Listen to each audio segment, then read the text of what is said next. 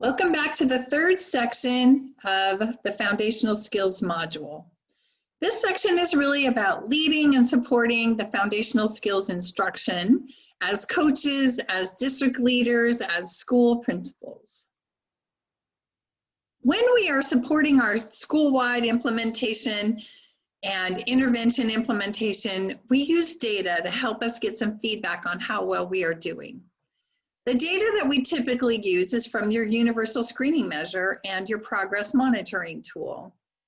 This data is really designed to tell you how well students are doing in terms of their phonological awareness processor work as well as orthographic. So we start with the phonological awareness measures. The two measures that are typically found in your screening system are phoneme segmentation and initial sound fluency. We know from the earlier sections of this module that there are 11 phonological awareness skills. It is not necessary to measure all of them to get a window into how well the phonological awareness processor is working. So we use two measures. Phoneme segmentation is highly predictive of reading success in the future, and it is found on almost every universal screener in the country.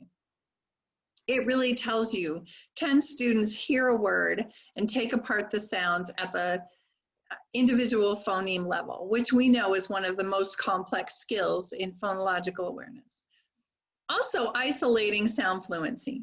So the initial sound. Can we hear that in the word fin, that the first sound is? That also gives you a window into how well students are doing with that work. If you have 95% of your kindergartners and first graders green, proficient at benchmark in your phonological awareness measures on these two measures, then you know that you are right on track with supporting your students to be phonologically aware.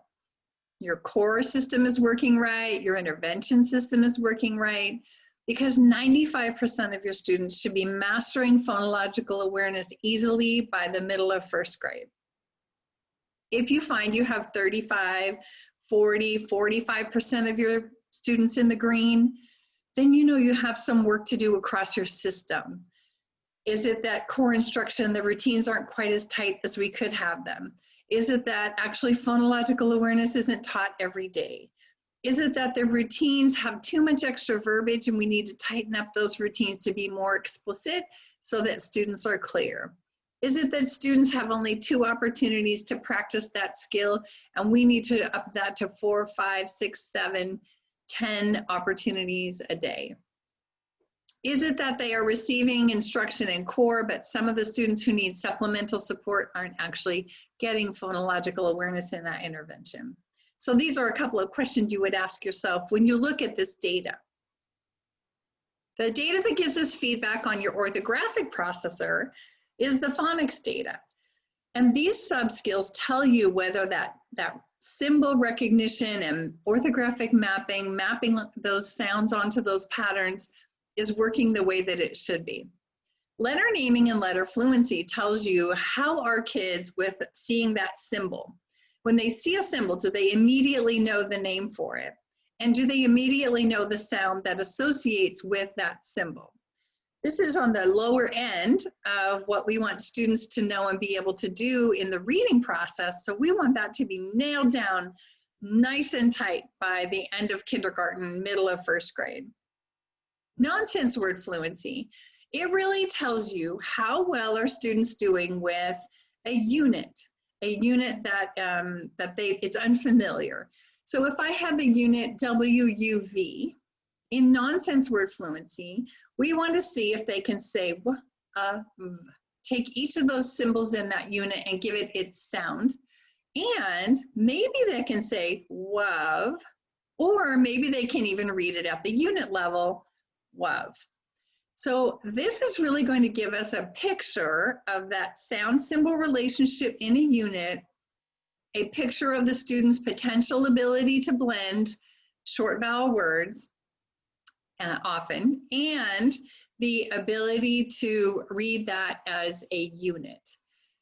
Word reading fluency, we discussed the idea that the orthographic processor is responsible for reading words as a whole unit. So when it looks at that word, it sees it as a unit and is able to read it whole word, whether it is a word that is decodable or a word that is irregular or high frequency. So the word reading measure gives us a window into that part of the orthographic feature or processor. Is that feature working? Can that student look at that word and read it as a whole word automatically? Oral reading fluency wraps it all together. On the left side of the simple view of reading was the decoding side. We know that that reading is decoding plus times language comprehension. And so today we've been looking at that whole decoding side of the simple view of reading. And oral reading fluency measures wrap that all up together. They put it all together. Can students take sounds, put them with symbols into a word? Can they take that word, put it into a sentence? Can they take that sentence, read it within a passage or a paragraph?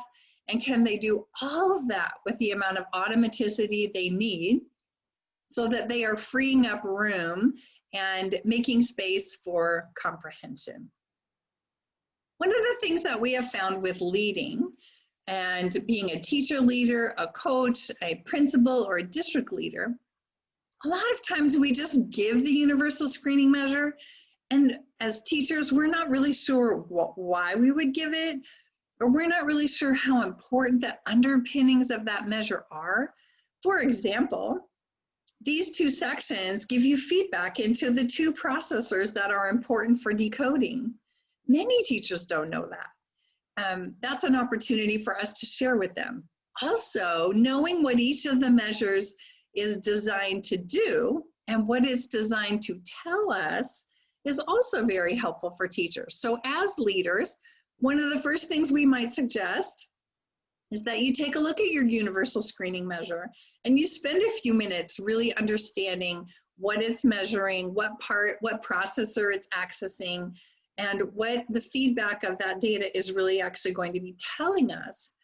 And then how does it relate to instruction? A lot of times teachers say, that measure doesn't necessarily relate to the letter names and letter patterns that I have already taught. And that's true. What we're looking for is a window into how well students can access this part of reading in their brain. So sometimes that helps a lot, just to be able to know which measures tell you how well your system is working, and helping teachers understand what's underneath these measures in terms of the reading process. The next thing we take a look at is just a checklist, not fancy, but just a checklist that's built on the IES Practice Guide Recommendation 2 and Recommendation 3. The first one is phonological awareness, and the first thing you look at is, does that part of the instruction take maybe 5 to 7 minutes, really 3 to 5 minutes? And then you work your way through these points. Is it auditory only? If I'm watching a teacher teach, is there any print involved in the phonological awareness activity? Because we want it to be with no print, auditory only, so they're manipulating those sounds.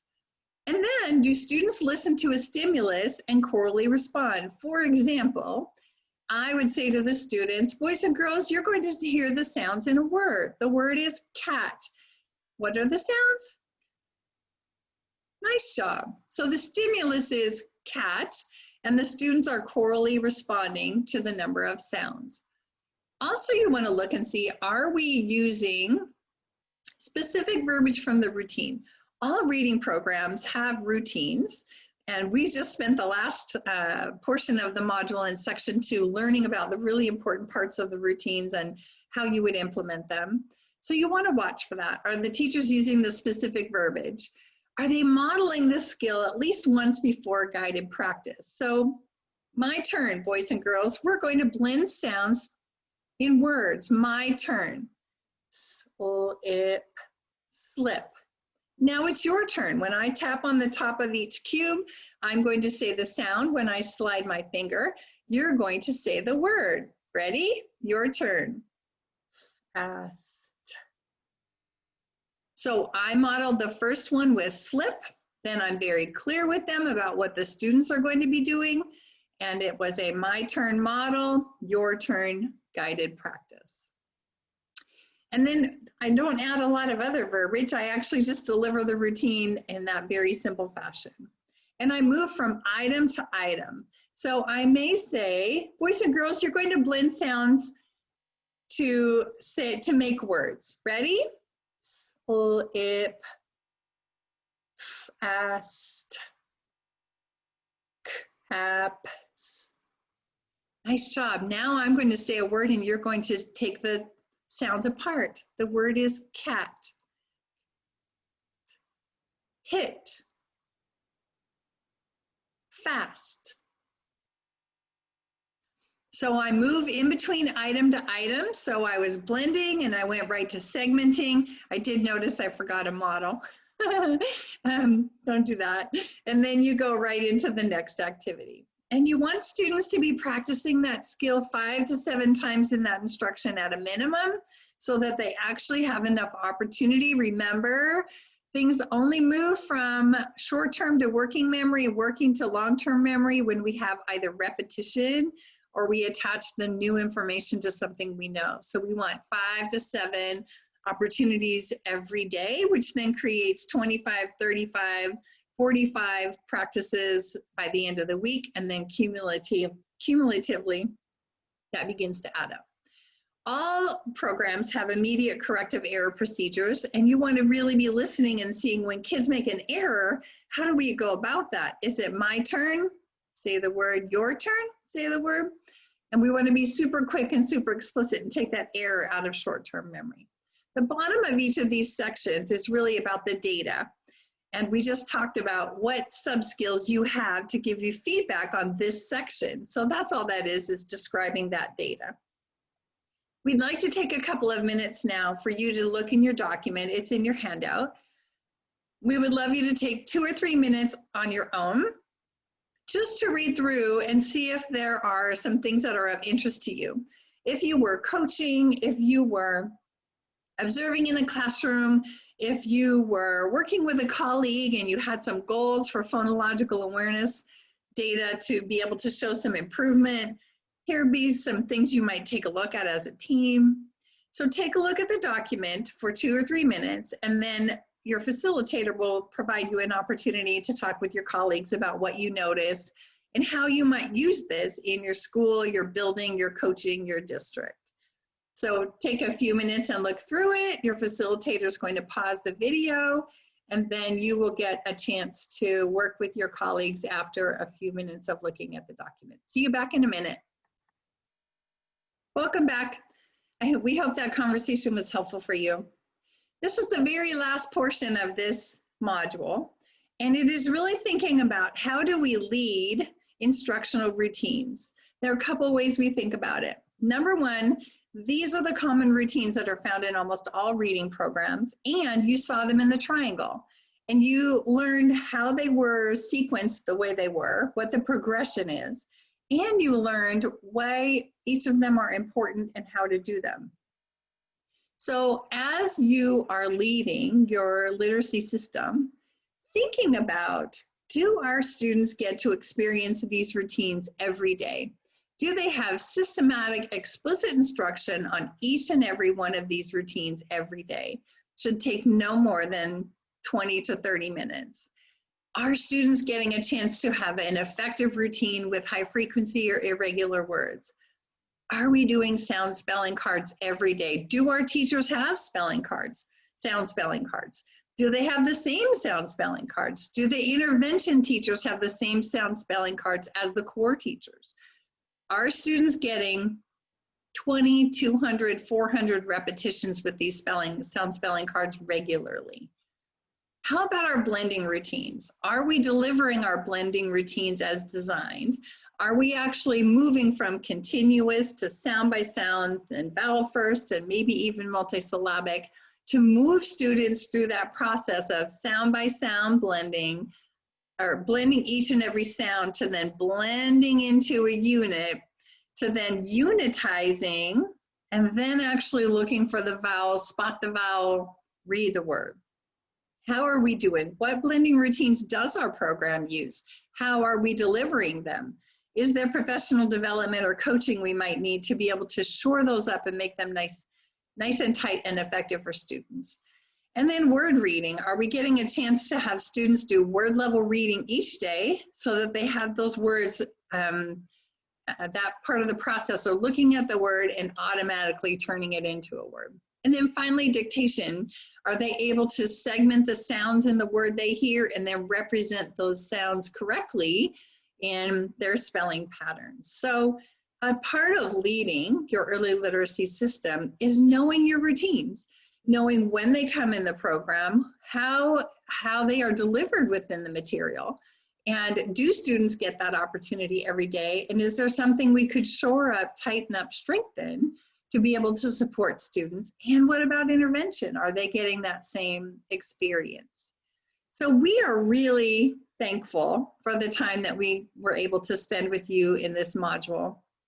We hope that there were some things that were really helpful for you in section 1, section 2, and section 3. It has been an honor and a privilege to spend time with you. Thank you, facilitator, for assisting today so that everyone could learn and then be collaborative in how they're thinking about that learning. So it was a joy and a privilege, and we hope that there was some benefit to you, and we hope you have a marvelous day. Thank you so much.